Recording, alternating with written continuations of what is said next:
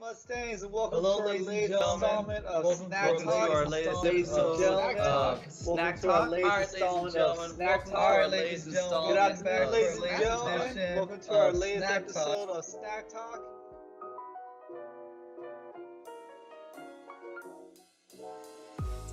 Hello, ladies and gentlemen. Welcome to our season 1 finale, actually, for Snack Talk. And you know what? I want to make sure that we went out with a person that I was trying to get at the beginning. We had the technical difficulties, so we have a new format here now.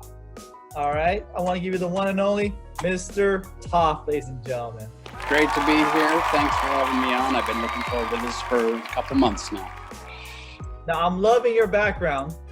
Yeah, that is a tie that is made out of about 100 other ties that I wore when I was teaching in the classroom all those years. And I got a former student who volunteered to create this lovely tie-shaped quilt out of all of them. And it took me about 8 weeks to figure out where the heck to hang it up in my house, but I finally found a spot for it. So Is that because you're officially retired? So instead of hanging up the boots, that's my hanging up my spurs. Except for me, it's ties, and of course it has to be shaped like a tie. And I did actually take a picture of that tie and put it on another tie, so I have a tie with the tie of ties on it.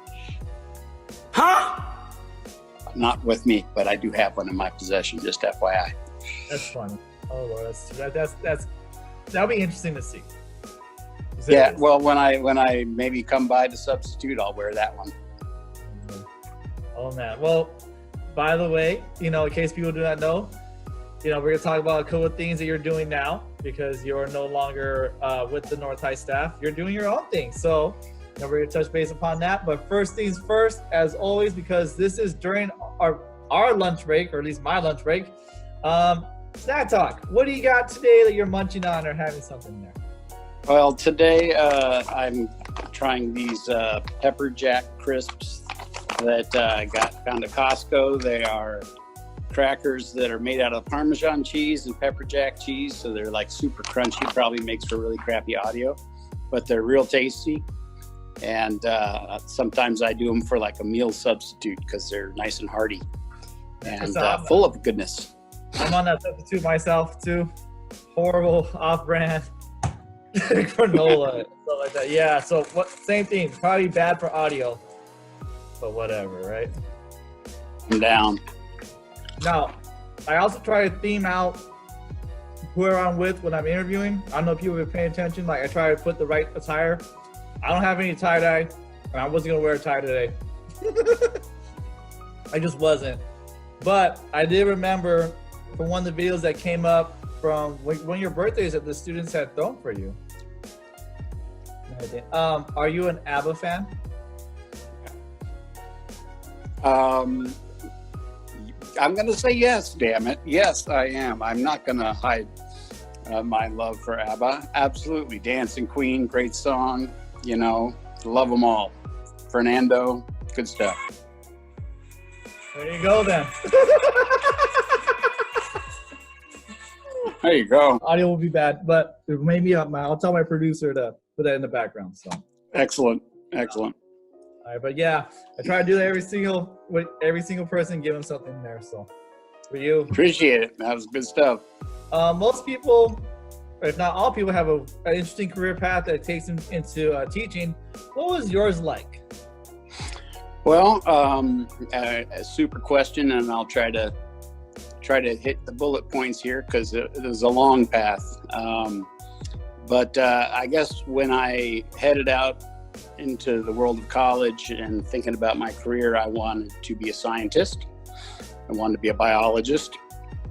So I took all those classes and I got that degree, and then I went to graduate school and got a master's degree in zoology. And it was during that point that I came to a realization, which was I don't really like being a zoologist very much. I love the learning, I love the subject, I love the science, but the kind of living the life of academics was just not my bag. But at the same time, I was doing a TA for a Bio 100 class, which was basically biology for non-majors. And I really enjoyed that experience. So I took that as a cue that what I wanted to do is educate and not so much do the biology. So right after I got my master's, I jumped into a program and got my certificate. And that was 30 years ago, and then rolled right on into Phoenix Union after that. Started teaching chemistry at Trevor Brown High School back in 1989. So, and then I was there for about 4 years, doing that in physics. I got surplused, got bounced because they had too many teachers and not enough students at Trevor. So I was promised a job somewhere in the district, but I had to find it, and there was an opening at North. And what do you know? Just kind of happened in there and stuck around for 26 years till I finally retired this summer. Go Mustangs. I know for now, I mean, what do you do for your days now? Well, for now, it's great. I am the household domestic staff. And loving it. So I'm the butler, I'm the chauffeur, I'm the chef. In fact, that's my favorite part of being domestic staff is the cooking. And just generally speaking, keeping the wheels on the machine running. My wife is a full-time. She has 2 jobs, actually, including she's a senior lecturer at Arizona State, which she does out of our extra room downstairs now with the COVID thing. My daughter is a junior in high school. She goes to Corona del Sol, and she does that up in her bedroom because she's doing that all online. So there's people here that are busy and they need to be supported, and that's my main gig at the moment. Is just being a full-time domestic dad type guy. That sounds awesome, honestly. Like, why not do that? You get to make your own schedule. I love that. And if something is getting old, it's like I'm doing the laundry, but I'm kind of done with it. I just walk away and find something else. I'm my own boss. I like it. Life goals, guys. Life goals. That's what it is. Life goals. Hashtag. For those people who know you're a science teacher, but what are some things you did either, with your degree or just active with the students? What are some things you were involved with? Well, my proudest achievement, I think, in terms of what I did at North was creating the class Foundations of Scientific Inquiry, or FOSSI, as it's known to its friends. And that came out of the fact that I came into education through actually doing the science, and then I started teaching the science, and I realized that there's not a lot of in a science class. You might learn a whole bunch about mitosis and the periodic table and all that kind of stuff, but you don't learn much about how to think like a scientist, or how to problem solve the way scientists do, or figure out what's really going on. You don't get those critical thinking skills so much. So I wanted to make a class that zeroed in on that and really didn't concern itself too much with all of the facts and whatnot, and really concerned itself with giving students an opportunity to use their brains to actually think through things and actually do things actively, instead of just reading the book and answering the questions at the back. So that came from, I think, ultimately from the fact that I was never taught how to be a science teacher. I kind of wandered into it without any real preparation for that particular gig, and instead I was thinking like a scientist, and I figured it wouldn't hurt the students to think like scientists either, and so that was cool. And also another thing I really enjoyed a lot was doing the science club sponsor position.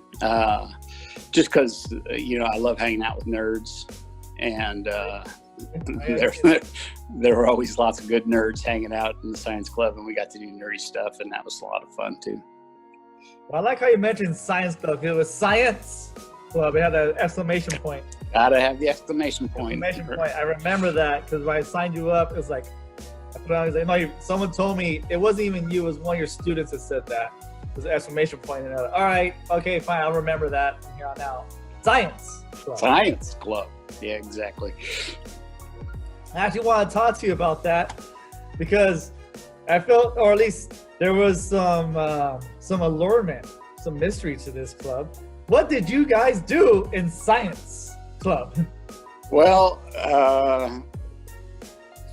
one thing I can say for sure that we did, at least until we got derailed by COVID, was every year we participated in the Science Olympiad, which is a competition of schools across the state, and you basically have it's like a kind of Olympic thing. There are different events, different sciencey subjects you can do. There's like CSI stuff and astronomy or biology or whatever, and you compete against teams from other schools.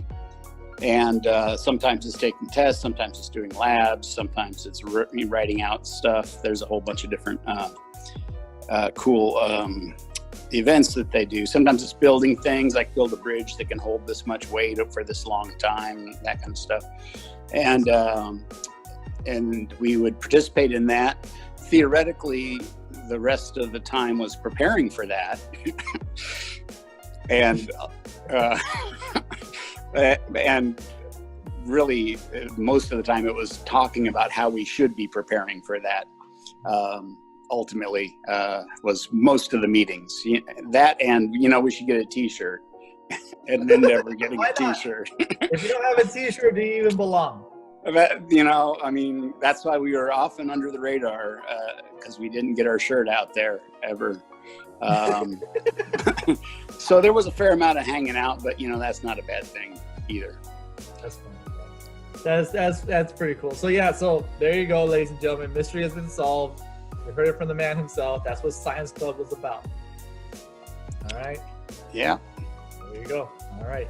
But I have to say one more thing, because from the students that were with you and the ones that have had you before, I have never heard anything negative about you. I never have, since for my years being here, at least. Where'd you learn to have this philosophy of teaching and being like just generally great guy? Like where'd you learn that from? Is this a natural thing? I mean, did you get mentored by someone who was like this? What's the deal? Well, okay, now I got to grapple with this question without sounding like a total arrogant jerk. So thanks for that. Don't we all? Yeah. No, I think what you're talking about, I understand what you're talking about. I get uncomfortable, in this kind of realm, but but there is something that I can actually respond to that with, which is, I had a lot of mentors. I didn't know they were mentors at the time, but a lot of folks who influenced me by showing me how to comport yourself, how to behave in a way that is respectful and that is human, and and kind and compassionate and all that good stuff. And in terms of bringing it into the classroom, it was really more about desperation than anything else. I'm in the classroom and I got 30 pairs of eyes looking my way, and I got to do something to keep this thing from turning into a full-on riot. And so what I discovered through trial and error and over the years is, it was almost like an aha moment. It's like when I realized that these are human beings in front of me, that every one of them walks into this classroom with a history. Where they're at the moment is based on all kinds of factors that I have no clue and never will have any clue about. They're dealing with stuff in their lives. And if they come in and I think that now they have to sit down and be my little charges and listen to everything I have to say, well, they're not going to do that. I mean, nobody would. It's just, if you start thinking about them as human beings, you realize that, you know, your job is a little bit different. Your job is to relate to them first and foremost as people, as human beings, to give them the respect that you want for yourself, to kind of bring out that golden rule and put it into play.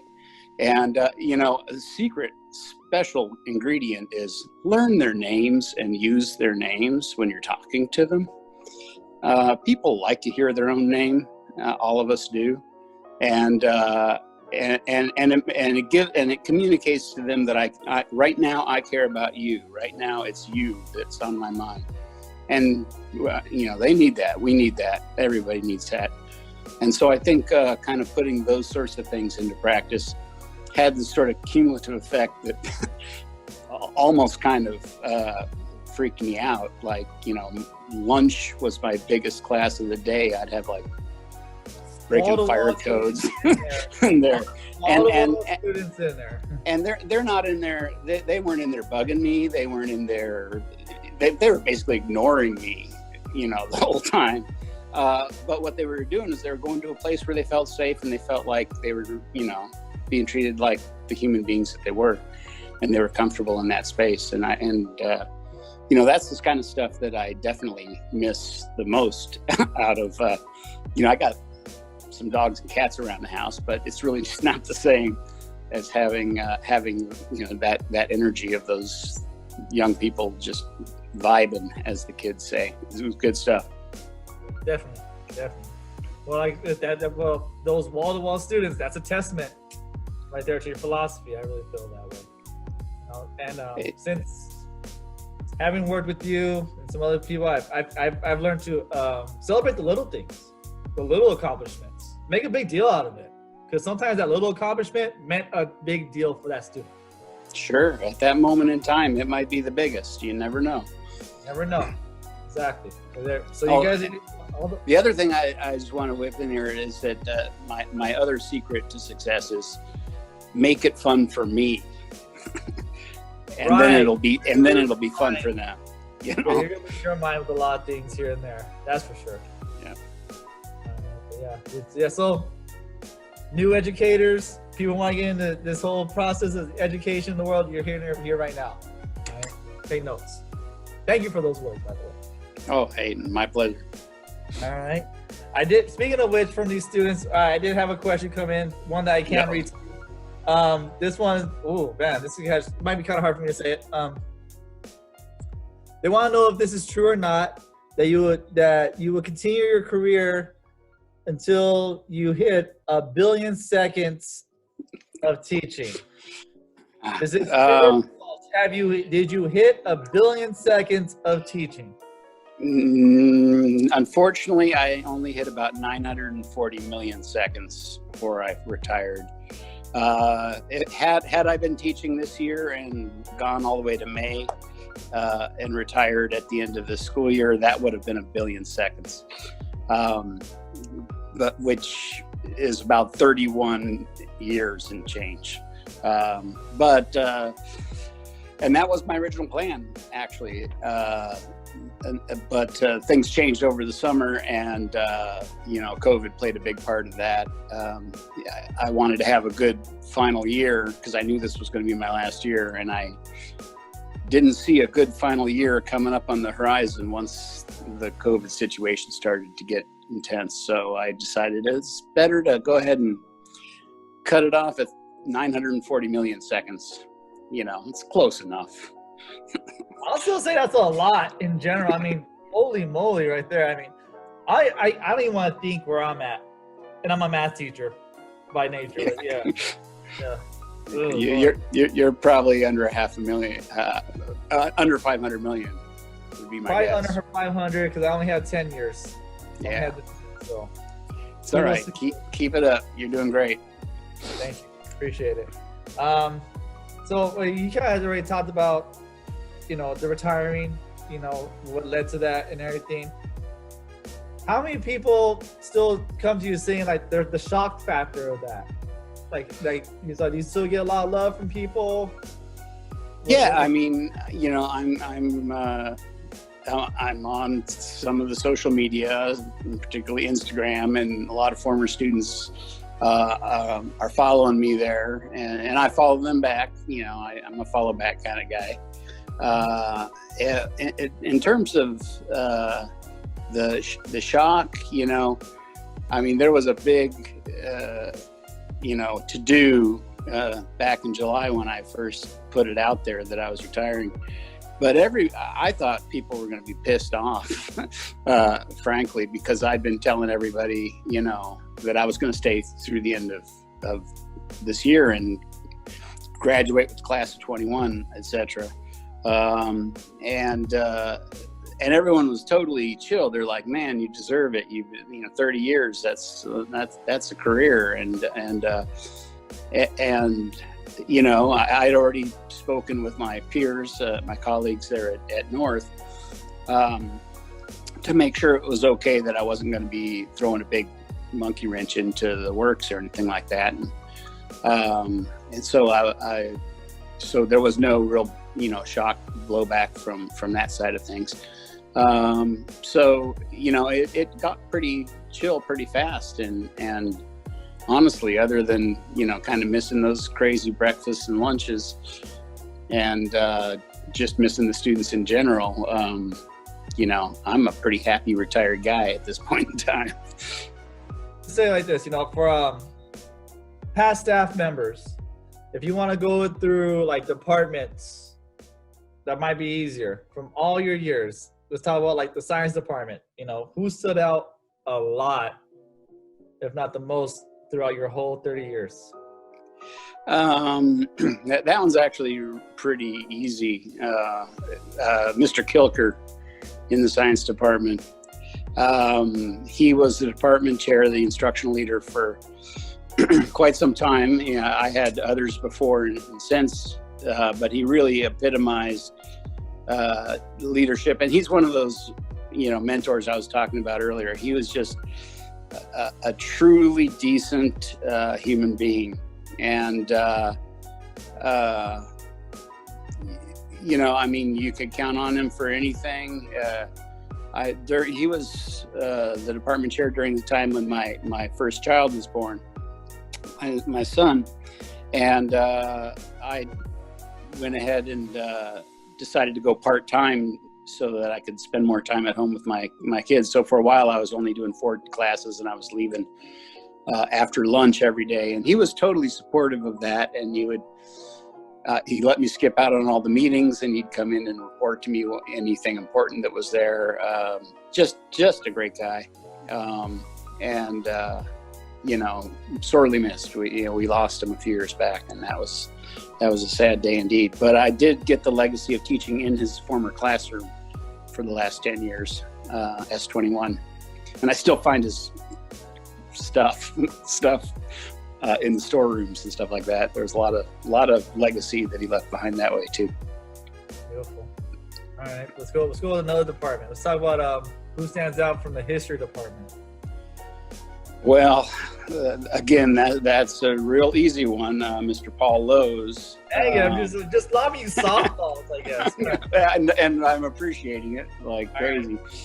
He was there in North when I first came there 26 years ago, and was a colleague of mine for quite some time before he, kind of moved into the more political realm, if you will. Yeah, the union stuff, and got powerful in that way. But he always, again, just smile on his face. Stuff could be, the bombs could be going off, and he would want to sit down and have a talk with you. Just chat, see how you're doing. Really cared about people. He had a big, social justice, cause, love, and he walked the talk. He was a real person of great integrity, and again, another one of those folks that if only I could be more like, I'd be a happy guy. So Mr. Lowe's, for sure. Good one. Good. All right, next one. Hopefully, because it is same building, math. Okay, math department. I'm gonna go for a maybe a less obvious choice here in terms of former math teachers, retired math teachers. I'm going with Mr. Dieter. I don't know if you remember Mr. Dieter, Larry Dieter. I got hired right when Dieter retired, and I inherited his classroom. That's the only Dieter. He, a long career, storied career in the math department. I don't know how long he was at North for, but and there's a theme here. He was another one of those folks that very intelligent, but very down to earth, very folksy. The students loved him because he was he wasn't wound very tight. He was a very relaxed kind of teacher. He had a very a chill style, but he knew his stuff, and he was always there, and he would teach the 0 hour. I remember all the time. So he would be at North, what I thought was shockingly early back in the old days. It turns out I get up about the same time now, and I'm retired. But anyway, Mr. Dieter, he was great. Still is. We're friends on Facebook. I heard a story from a former student of his that there was an incident that happened in the class, and all the kids got on that kid because why are you gonna talk to Dieter like that? So the kids backed him in that sense. That tells you how easygoing a person can be. So I'm like, hey. He inspired a lot of loyalty that way, just because he was such a nice guy. It's why be mean to a nice guy? Yeah. So that's a whole other level right there. That's pretty sweet. Right on. All right. Well, I don't want to keep on going through all the departments, but was there anyone else that stood out predominantly throughout your years? Well, we kind of hit the Mount Rushmore, I think, for me here. Somebody who's there still right now in the science department that I want to give a shout out to is Miss Goon. She was the instructional leader for a while. She's now left that position, but she's going to be one of those that leaves a real legacy. She's done so much with the MAP program, and she's again always available, always calm. When she was instruction leader, it wasn't uncommon to have to talk to her when I was, in a state, and having somebody calm to talk to is always really helpful. And she really puts the students up first and foremost. She's everything she does is passionately directed towards benefiting the students, the gardening club, the MAP, all that kind of stuff. She's a real pure, a great example of what a teacher ought to be. Awesome. Well, this is going to be kind of coming towards the end, which is our soapbox moment. All right. So, man, I feel like you said so many great things right now, but if you could say one last thing to all, or at least for right now, saying a message to all the students, staff, the community of North High School, what would be your message that you want to tell them today? I think it's important that we realize how easy it is to be kind. We tend to forget that because we